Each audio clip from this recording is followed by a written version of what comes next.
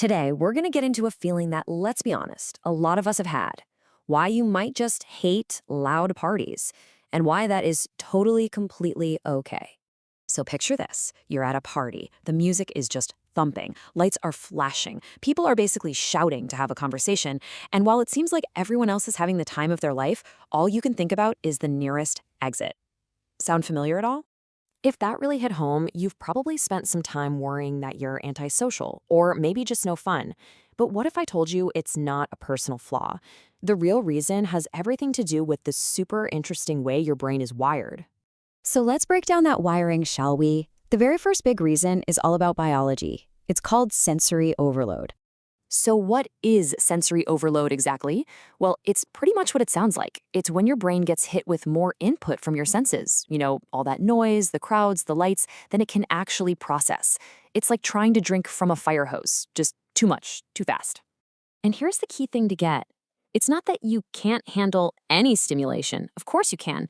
It's just that your brain's unique processing system hits its capacity, its limit, a lot faster than some other people's might. And I love how this visualizes it. Look at these two little stick figures. One person might have a really high tolerance for all that chaos. That's the tall green bar. They can just soak it all in. But maybe your setup is more like that shorter red bar. Your capacity is just different. And that's not a bug, it's a feature. It's just a fundamental difference in wiring.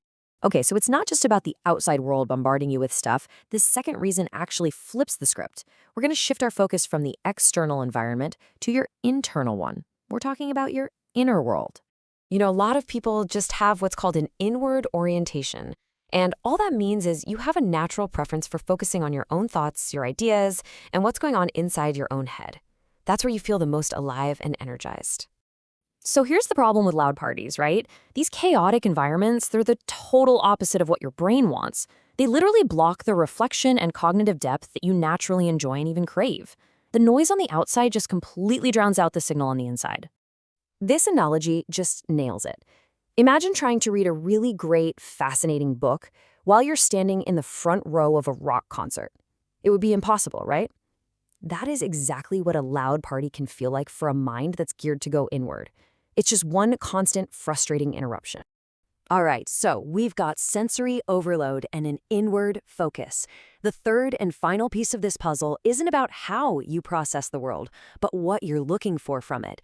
And that is a deep craving for authenticity. Just take a look at this. On the left, you've got everything that defines a loud party, right? Shouting over music, quick little, hey, how are yous? And let's be real, it can feel a little performative. But on the right, that's what so many of us actually want. Real, meaningful exchanges, and a genuine connection. A loud party just isn't built for the stuff on the right. And it really all boils down to this one simple truth. The whole environment of a loud party is built for a high quantity of interactions, not a high quality of them. So if you're someone who values quality over quantity in your social life, of course these settings are going to feel draining and unfulfilling. Okay, let's pull all three of these reasons together now, because the main takeaway from all of this is something really powerful and honestly liberating. It's not you, it's your brain. Let's just quickly recap what we're calling your social blueprint. You probably have a lower tolerance for sensory overload.